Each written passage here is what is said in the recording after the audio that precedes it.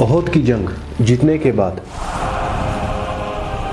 ابو سفیان اعتماد میں آ گیا کہ اب تو ہم مسلمانوں کو چھوڑیں گے ہی نہیں، تو انہوں نے پورے عرب سے 10,000 کی فوج تیار کرنا شروع کر دی۔ کافروں کی ان تیاریوں کا جب آپ رسول اللہ صلی اللہ علیہ وسلم کو پتہ چلا تو انہوں نے سب صحابہوں کو بلا لیا، اور ان صحابیوں میں ایک حضرت سلیمان فارسی رضی اللہ تعالیٰ عنہ بھی بیٹھے تھے۔ انہوں نے مشورہ دیا کہ دیکھو، مدینہ تو ویسے بھی تینوں طرف پہاڑوں کی وجہ سے محفوظ ہے، ہمیں صرف ایک طرف سے محفوظ بنانا ہے، اور وہ ہے مدینہ کی وہ سائڈ جہاں پہاڑ نہیں ہے، اور مدینہ کے اندر جو یہودی ہے وہ تو ہمارے دوست ہیں، ہمیں ان سے کوئی مسئلہ نہیں ہے، تو صرف اس ایک سائڈ پر خندق بنائے تو تب ہمارے پاس لڑائی کا کوئی چانس ہو۔ اور یہ رائے سب کو بہت پسند آئی، اور جلدی یہ کام شروع ہو گیا، اور ہر 10 صحابیوں کو 120 فٹ کودنے کا کام سونپ دیا گیا، اور یہ سارا کام ان کو ایسی حالت میں کرنا تھا کہ بھوک کی وجہ سے پیٹ پر پتھر باندھے ہوئے تھے۔ ان سب صحابیوں نے کم عرصے میں 6 کلومیٹر خندق بنا لی۔ خندق کھودنے کے دوران ایک بہت بڑا پتھر بہت کوشش کے بعد بھی ٹوٹ ہی نہیں رہا تھا، تو آپ صلی اللہ علیہ وسلم نے ایک کھلاڑی اٹھائی اور زور سے پتھر کو مارا اور کہا، شام سیریا میرا ہے اور ان کے محلوں کو میں اپنے سامنے دیکھ رہا ہوں،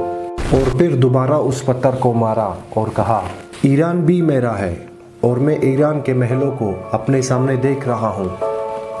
اور پھر تیسری بار زور سے مارا اور پتھر چورا ہو گیا، اور آپ صلی اللہ علیہ وسلم نے فرمایا، یمن کے محلوں کی چابیاں میرے ہاتھ میں دی گئی ہیں۔ وہاں کھڑے سب صحابی حیران ہو گئے، انہوں نے اپنے سامنے معجزہ دیکھا، لیکن ایران، شام، یمن یہ سب سپر پاور ہیں،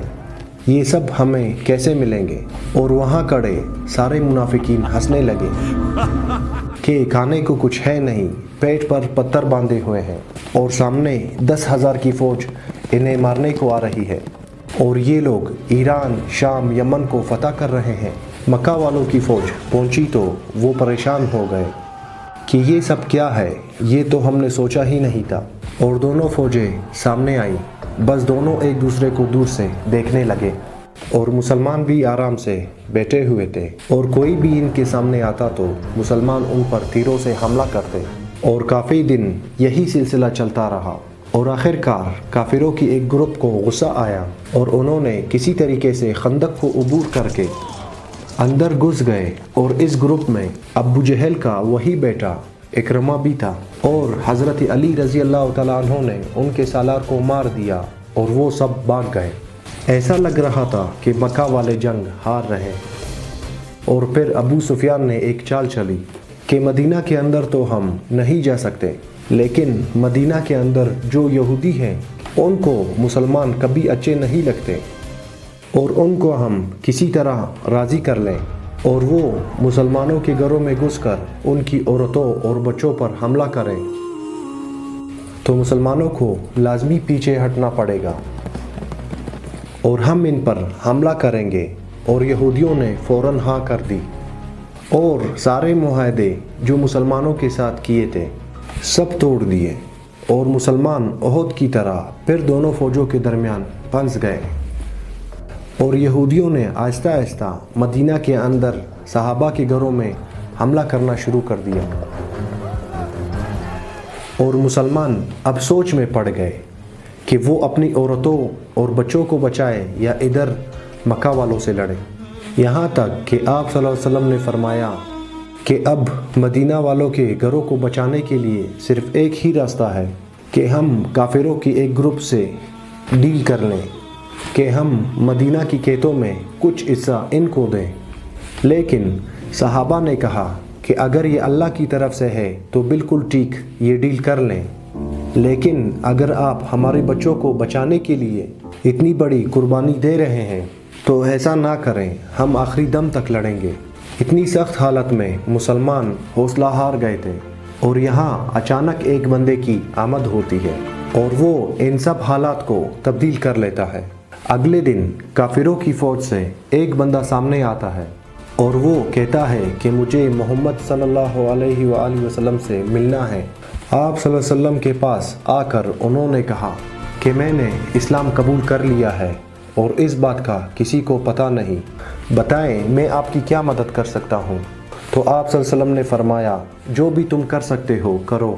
ہم بہت مشکل میں ہیں۔ اس ٹائم اس بندے نے کہا ٹھیک ہے، اور وہ سیدھا گیا یہودیوں کے پاس اور انہیں کہا مکہ والے بہت بڑے دھوکے باز لوگ ہیں، ان کا ساتھ کبھی نہیں دینا، اگر تھوڑا بھی لگے کہ وہ ہار رہے ہیں تو وہ تمہیں یہی چھوڑ کر واپس چلے جائیں گے، اور پھر مسلمان تمہیں بالکل بھی نہیں چھوڑیں گے۔ ہاں اگر ڈیل کرنی ہے تو ان سے گارنٹی کے طور پر کچھ بندے ضرور مانگ لینا، اگر وہ سچے ہیں تو وہ ضرور دیں گے۔ اس کے بعد وہ سیدھا کافروں کے پاس گیا اور ابو سفیان سے کہا کہ یہودیوں نے کبھی کسی سے وفا کی ہے؟ تم بتاؤ، یہودی اور مسلمان سارے ملے ہوئے ہیں۔ اگلے دن یہودیوں نے مکہ والوں سے کہا کہ بس ہم حملہ کر رہے ہیں، تم لوگ بھی حملہ کرو اور مسلمانوں کو ہمیشہ کے لیے ختم کرتے ہیں۔ یہودیوں نے کہا ہاں ہاں بالکل ہم حملہ کریں گے، لیکن آپ لوگ ہمیں کچھ بندے تو دو گارنٹی کے طور پر۔ مکہ والوں نے یہودیوں کی بات نہیں مانی۔ یہودیوں کو جب پتہ چلا کہ انہوں نے کوئی بندہ حوالہ نہیں کیا تو انہوں نے بھی کہا کہ یہ لوگ ہمارے ساتھ دھوکہ کر رہے ہیں، اور اس طرح یہودیوں اور مکہ والوں کی لائن ٹوٹ گئی اور مسلمان تیاری میں واپس آ گئے، کیونکہ اب ان کا دشمن صرف ان کے سامنے کھڑا تھا اور مدینہ کے اندر سے سارے خطرے ختم ہو گئے۔ ایک ماہ تک مدینہ کے باہر صرف کھڑے رہنے سے مکہ والوں کی طاقت بالکل ختم ہو گئی، اور ایک دن بہت تیز ریت کی طوفان نے مکہ والوں کا سب سامان، خیمے، برتن سب کچھ اڑا کر رکھ دیا اور سب بھاگ کر واپس چلے گئے۔ جیسے ہی مکہ والے واپس گئے تو مسلمانوں نے اپنی توجہ یہودیوں کی طرف کر لی۔ آپ صلی اللہ علیہ وسلم جب مدینہ ہجرت کر کے آئے تھے تو انہوں نے یہودیوں کے ساتھ ایک معاہدہ کیا تھا کہ یہودی اپنی قانون میں رہیں گے اور مسلمان اپنے، اور یہودیوں کے قانون میں ایسی غداری کی صرف ایک ہی سزا تھی، جو سب کے سر کاٹے جائیں۔ یہودیوں کی لیڈر نے اپنے ساتھیوں کو ایک مشورہ دیا کہ ہم ایسا کرتے ہیں کہ اپنے عورتوں اور بچوں کو خود قتل کر دیں اور پھر مسلمانوں سے آخری دم تک لڑتے ہیں، لیکن کسی نے بھی اس کی بات نہیں مانی۔ تو آپ صلی اللہ علیہ وآلہ وسلم نے سعد بن معاذ کو فیصلہ کرنے کا حکم دیا۔ سعد بن معاذ نے فیصلہ کیا کہ ان کے عورتوں اور بچوں کو رہنے دیا جائے اور ان کے مردوں کے سر کاٹ دیے جائے۔ یہودیوں کے قانون کے حساب سے یہ ایک کم درجے کی سزا ان کو دی گئی۔ اس کے بعد پورے عرب کو سمجھ آ گئی کہ مسلمانوں کے ساتھ اب اور کچھ نہیں ہو سکتا، اور مسلمان پہلی بار ایک بہت بڑی طاقت بننے لگی،